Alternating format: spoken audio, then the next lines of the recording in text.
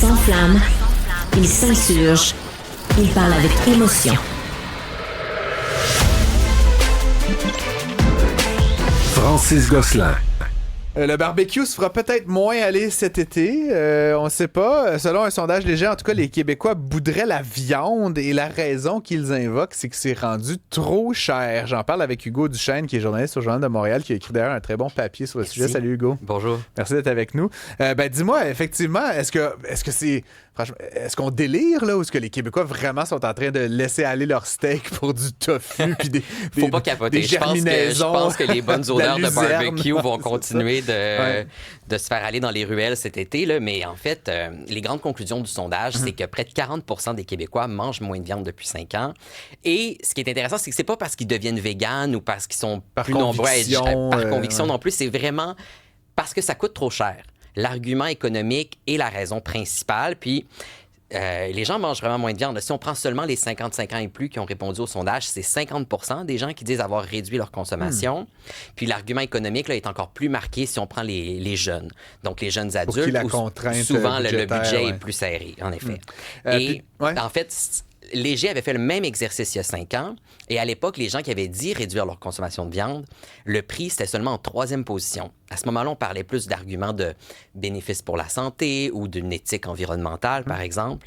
Et donc, c'est intéressant de voir que maintenant, le prix de la viande, c'est vraiment marqué et c'est ce qui nous freine. Alors que, comme je le disais, les Québécois aiment la viande, là.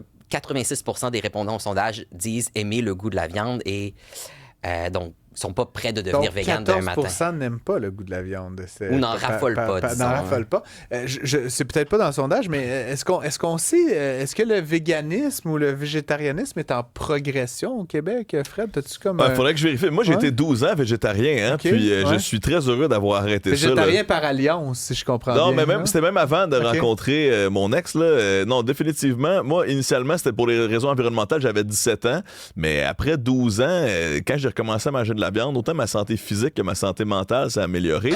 Mais comme tu dis dans ton article... Selon le sondage, seulement 1% des Québécois sont véganes, environ 2% se disent végétariens. Mais donc c'est ça, c'est donc une diminution de la consommation. Peut-être qu'effectivement, on peut manger moins de viande sans que ça soit drastique, puis là, avoir une santé équilibrée quand même. Là. Ce que le sondage dit, c'est ça, c'est plus qu'on réduit la quantité de viande. On n'a pas de données précises sur la quantité par semaine, par exemple, ou est-ce que c'est 1 repas de moins, 3 repas de moins? Ça peut être une impression, à la limite aussi, peut-être. Bien, selon Léger, ça leur été trop imprécis de demander autant dans la précision. Je comprends. C'est surtout le bœuf, ceci dit, qui est cop. Hein? Pourquoi? Parce que c'est la viande la plus chère. C'est la viande la plus chère de loin. Là. Les données du MAPAC montrent que ça a augmenté de prix de 70% en 10 ans. Donc, on le remarque, là, on le voit à l'épicerie, on le voit dans les boucheries. Double, hein? Oui, exactement. Les salaires n'ont pas augmenté d'autant. Exact, pas de 70%.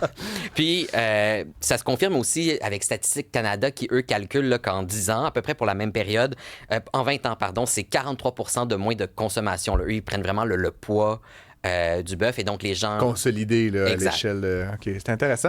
Puis mettons là, qu'on veut être soucieux de son portefeuille, mettons qu'on trouve que ce sondage-là a du bon sens. Je dis pas que c'est oui ou non le cas, mais est-ce qu'on a calculé l'impact que ça peut avoir de réduire la consommation de viande sur le portefeuille à la fin du mois? On a parlé à quelques familles là, qui sont dans cette situation-là. On a parlé à une famille là, de la région là, de 5 personnes et pour eux, comme ils disent un steak pour tout le monde, c'est rendu impossible. On peut juste pas se le permettre.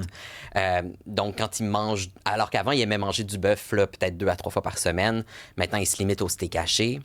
Il y a une famille qui a dit économiser plus de 100 $ par mois en faisant le plus de repas végétariens. Donc, ils ne sont pas devenus végétariens, mais de 2 à 3 fois par semaine, ils vont opter pour le tofu, les légumineuses. Ou du porc ou de la volaille. Là, c'est oui, ça. C'est ça. Il y a ce qu'on dit, c'est que c'est pas nécessairement du bœuf à genre manger de la luzerne. Il y a tout exact. Il y a tout un éventail. On a parlé à des bouchers aussi qui, eux, le remarquent là, que les gens sont peut-être moins tentés par le filet mignon qui devient complètement hors de prix. Mais donc, ils voient que les gens misent soit sur des pièces de viande moins dispendieuses, vont privilégier le poulet, le porc, mais eux, les bouchers font aussi du marketing. Ils vont privilégier peut-être du bœuf de plus grande qualité, miser sur de la viande plus locale qui pour aider à justifier la dépense. C'est quand même fou. Et je me rappelle dans un restaurant, je pense 2012-2013, là, je venais juste de commencer ma carrière et je me rappelle être allé dans un restaurant puis il y avait donc le filet mignon au restaurant. Là, et c'était 35 $. Et j'étais là, c'est tellement cher. Puis là, aujourd'hui, c'est comme, tu vas au resto, genre un pauvre hamburger, genre pas de fromage, c'est 35 $. Je niaise un peu, mais tu sais comment, le filet mignon, ça doit être rendu le double de ce prix-là au restaurant, là, où en fait 50 quelques dollars.